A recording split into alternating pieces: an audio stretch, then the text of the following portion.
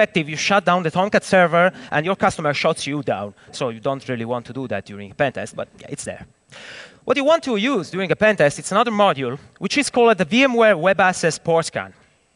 This module has been developed by some friends, by Luca Carrettoni, and it's basically URL forwarding, which actually means doing post request or remote host. So what it has been called URL forwarding is actually using the vCenter as a proxy to perform requests to remote hosts. So that's exactly what this module does. It can be used to exploit the IP-based trust or rich internal networks which are hidden from attacker perspective. You just connect to the web interface and use that. It's a pre-auth attack, so without any credential, and you perform port scan on the remote host. And that's pretty nice as well. You can also use that as a proxy downloading stuff. And that's another attack you can use for management against the management interface. However, management is not just about web interfaces. There is more in that. For instance, there is a nice attack which I was pointed to by my friend Tim, which is all about backend systems.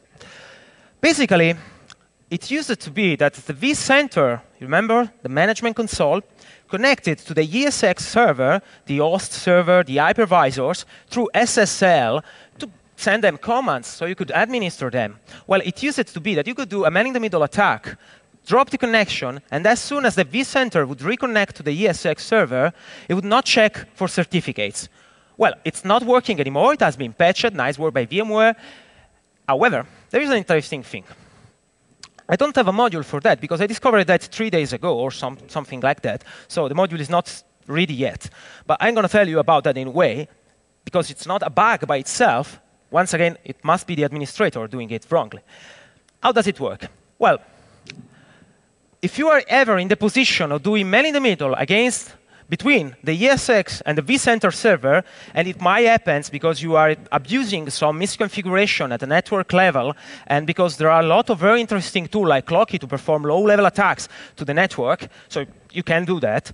Well, if you can manage to do man-in-the-middle, you can break the connection. So the vCenter has to reconnect back to the ESX servers, to the hypervisor servers. What it does, it will check for the certificate common name. So it will make sure that it is connecting to the same remote common name. Unfortunately, that's the only check. It will only check for the common name. So if you spoof the common name, the admin will still get a pop-up saying, watch out, the certificate cannot be validated. That's true. So the admin still has to click. But as soon as the admin clicks, it's OK, reconnect to the server, he has to provide the root password to connect to the backend server. And you just get the root password. So the admin gets a warning, you get a root password. It's a fire-by game for me. Okay? So once again, how does this work?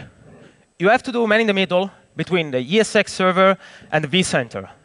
You have to take the ESX server offline by doing man-in-the-middle. It works. It's enough. You wait for reconnection by the admin, which has to manually reconnect to the backend server in all the tests they've done.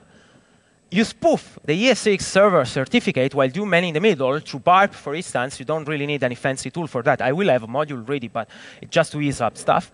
So you get the common name. Just ask for to the ESX server its common name. You spoof the common name, and you get a password. That's easy. Yeah, the admin won't be able to reconnect, though. So you will have to close the man-in-the-middle and let it reconnect, or you will realize that there is something weird going on. So this is, once again, another way that during a pen test, I discovered that during a pen test because I owned the virtual center, but I really wanted the root password of the backend ESX server. So how do I get it? Like this way. So if during a pen test, you still can't get in because all those nice attacks are not working, well, if everything else failed, no, I can't. Just kidding. If everything else failed, for me, it's brute forcing. OK, I can't get in. I just brute force the hell out of it. And that's exactly what you can do. A VMware login module, it's standard Metasploit naming, will just do that. We just brute force the standard VMware authentication mechanism.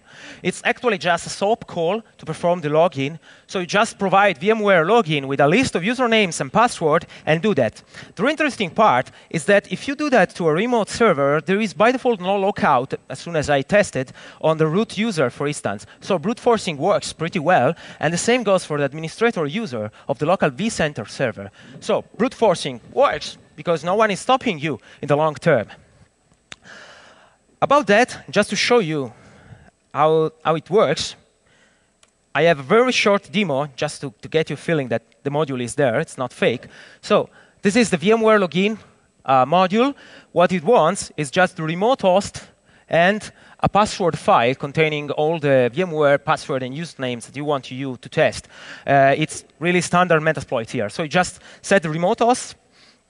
You can do that multi-threaded or multiple hosts. It's just leveraging standard Metasploit features here. So we set the user pass file, that is wordlist.txt, and we run the exploit, and conveniently, we immediately find the password. At this point, during a pen test, you would be waiting, taking coffee, speaking with the administrators to have them give their passwords to you, and so on. So you don't need to brute force it anymore. Fine. So this is yet another way to get in. So yet another thing you can do. The next time I hear someone saying that pen testing virtualization means just running a Nessus scan, I get to be angry. So, not that Nessus is bad, I mean. We just say that we can brute force that. There is still more to do. There is still more to do. This is a very quick run-through internal attacks, because internal attacks mean that you have already obtained access to a local machine, so you're already able to get inside one of the guest system. So from a pen testing perspective, you already earned your wage, so you can go home now. But there is something I'd like to tell you about this, because there are differences between pen testing guest system and pen testing hardware-based machines. Well, there are multiple local escalation of privileges in virtual machines. Those are not mine. Those are by better researchers than I am. And I will eventually write the modules for them as well. But they are mostly low-level attacks against the CPU or the operating system, are quite complex to run during a pen test, and you can never be sure that you are going to crash the kernel. So not really something you want to do during a pen test. So what do we do? What else is different comparing virtual machines and hardware machines? Well, I think that there is a new attack surface here, because we at least have para-virtualization and supporting tools. In this case, I am researching all the VMware tools and all the local installed tools on the virtual machines. But there is at least one attack which is relevant, which is an attack I found on the VMI, the Virtual Appliance Management Infrastructure, which basically will allow you to run code as root. This VMI is installed just on a small number of products, that is VMware Studio and Data Recovery, I think, just a couple of products. So the attack surface is quite small.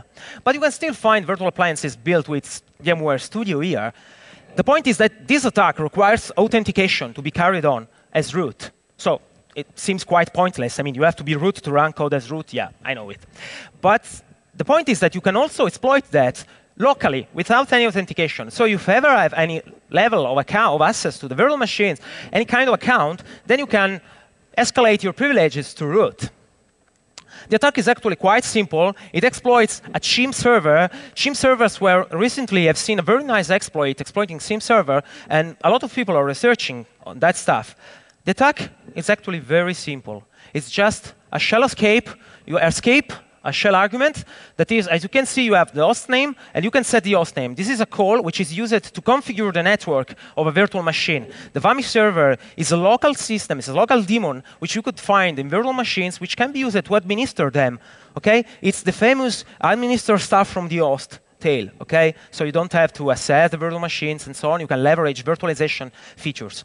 In this case, the attack is easy, meaning that you just have to add, that very nice symbol and then your payload. The payload was tricky because you could not use space in the default attack. So actually Marsh Ray had to come out with a very nice attack on this. so you could exploit that as well. I've been told that if you use the standard client, there is no need for this encoding, but well, it works. So, summing up, we have seen a lot of attacks, so we can now answer to the question, can we attack virtualization? Yeah, we can. So, we have various ways to attack virtualization infrastructure. We can attack the admin client, sniffing its password, or owning the administrator system. We can attack the hypervisor through directory traversal of the web stealer.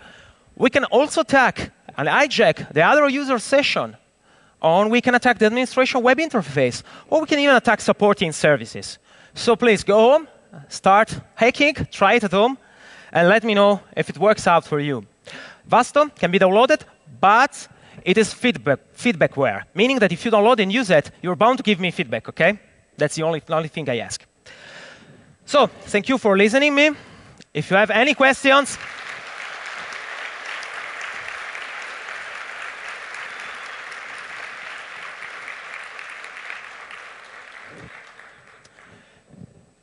OK. Those are some questions to get you started, if you wish. So.